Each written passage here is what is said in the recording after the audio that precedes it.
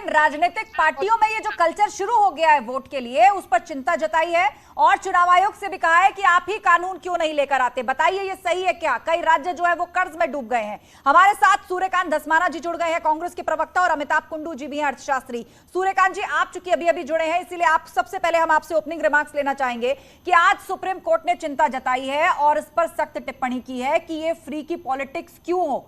आप भी इसके पक्षधर रहे हैं, आपने भी उत्तर प्रदेश चुनाव में इसका समर्थन किया है, उत्तराखंड में भी आपने इसका समर्थन किया है। आपके रिमार्क्स इस पर? नहीं, देखिए, सबसे पहले तो मैं आपको स्पष्ट करना चाहता हूं कि हम समर्थक किसी भी ऐसी योजना के नहीं रहे जो जनता को केवल और केवल वोट के लिए,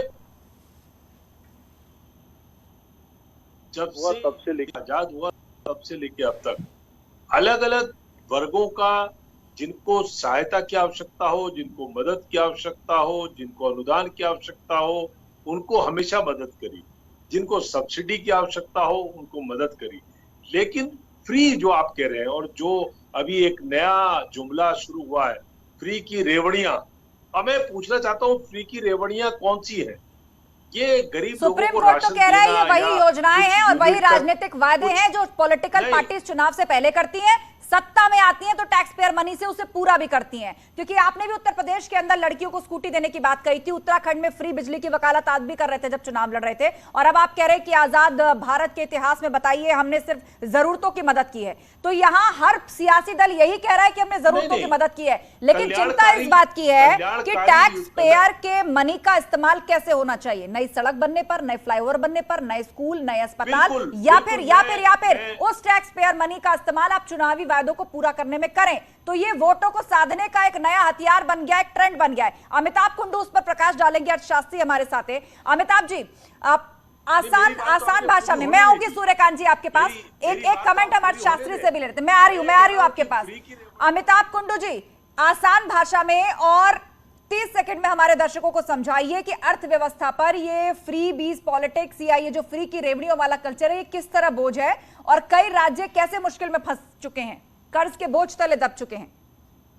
देखिए, आर्थिक और सामाजिक सिद्धांतों के अनुसार जिसको बहुत सारे विश्व के मुल्क में सक्सेसफुली इंप्लीमेंट किया जा रहा है, उसका यह कहना है कि अगर आप सामाजिक गुणवत्ता की चीजें हैं जो आम लोगों को तक पहुंच रहा है और उसके जो सामाजिक फायदे हैं वो इंडिविजुअल व्यक्तिगत फायदे से भी कहीं ज्यादा होता है, जैसे कि स्वास्थ्य, बुनियादी शिक्षा, इससे जो है समाज में हेल्थ की समस्याएं सुधरती हैं, अनएम्प्लॉयमेंट, एक कॉन्शियसनेस बढ़ता है, उसमें निश्चित रूप से सब्सिडी देने में या फ्री बीज देने में कोई परेशानी नहीं है। प्रॉब्लम यह है कि सब्सिडी के अमाउंट इस समय बहुत सारे राज्यों में, अगर आप जो डेट बर्डन को ले और फिस्कल डिफिसिट को ले, वो 7-8% हो गया है। पंजाब निश्चित रूप से उसमें भी है, राजस्थान भी उसमें है, छत्तीसगढ़ भी उसमें है, तो कर्नाटका भी है। बहुत सारे स्टेट्स ऐसे हैं जो लिमिट्स को क्रॉस कर चुके हैं। उसका बेसिक प्रॉब्लम यह है कि हम टारगेटिंग नहीं कर पा रहे हैं। मैं वसंत कुंज में रहता हूं,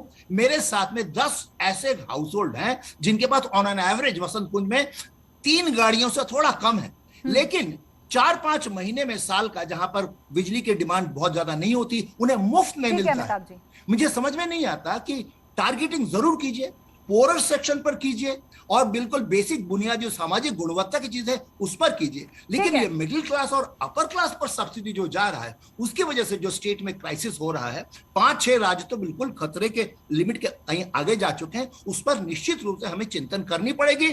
ठीक है, आपने राजस्थान का नाम लिया, आपने छत्तीसगढ़ का नाम लिया, पावर्स हैं।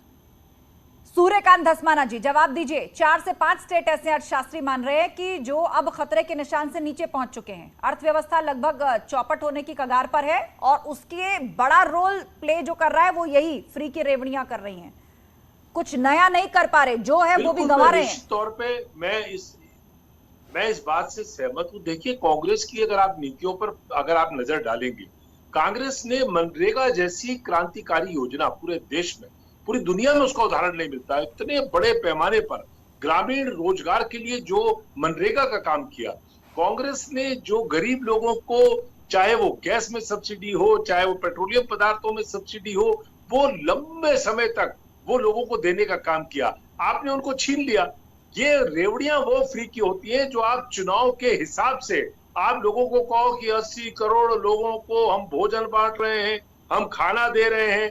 आपकी फ्री की रेवड़ियां वो होती हैं कि आपके 10, 15, 20 दोस्त वो हजारों करोड़ रुपए लेकर के चंपत हो जाते हैं आपकी आंखों के सामने से। इस सवाल का जवाब राजेश चौधरी जी देंगे। राजेश चौधरी जी, सवाल एक बार फिर से मुफ्त राशन योजना पर उठाया गया है और उसको सीधे तौर पर कंपेयर किया जा रहा है मनरेगा से। कांग्रेस द्वारा ये कहा जा रहा है कि मनरेगा को हमने दिया, बहुत क्रांतिकारी योजना थी, उसको आपने बंद कर दिया और अब फ्री का राशन बांट रहे हैं आप।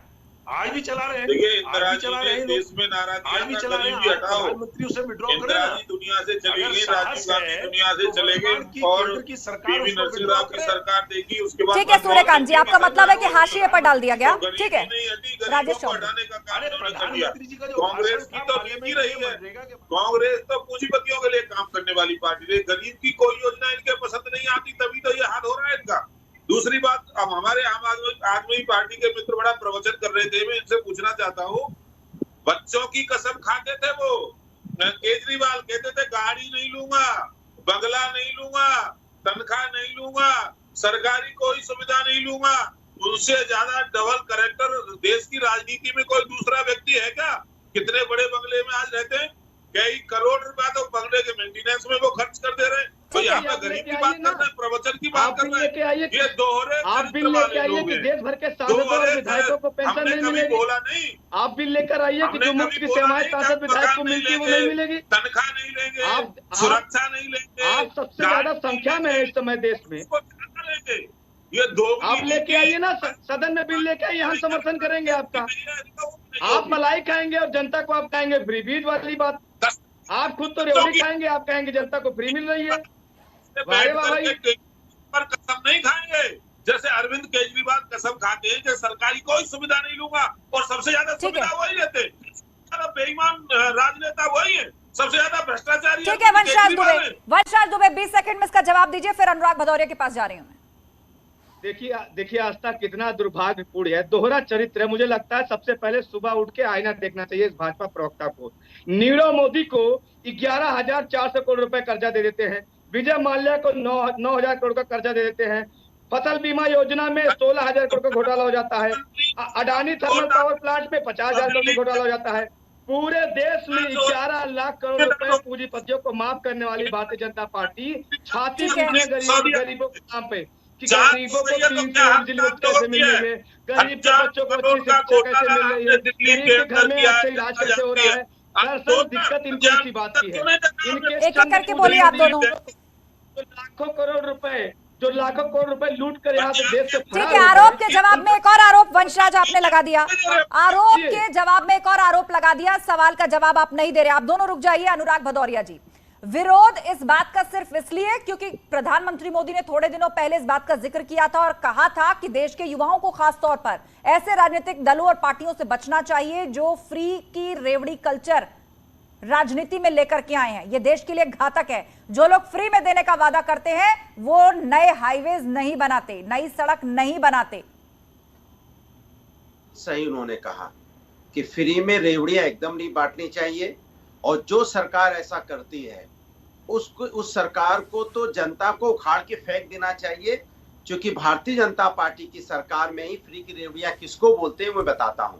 11 लाख करोड़ रुपए माफ कर दिए गए, धन्ना सेठों के एनपीए माफ कर दिए गए और 2.5-2 लाख करोड़ की कंपनियां 50-50 हजार में बिक गई, लाखों करोड़ रुपया लेके भाग गए देश का और सब आराम से बैठे हैं।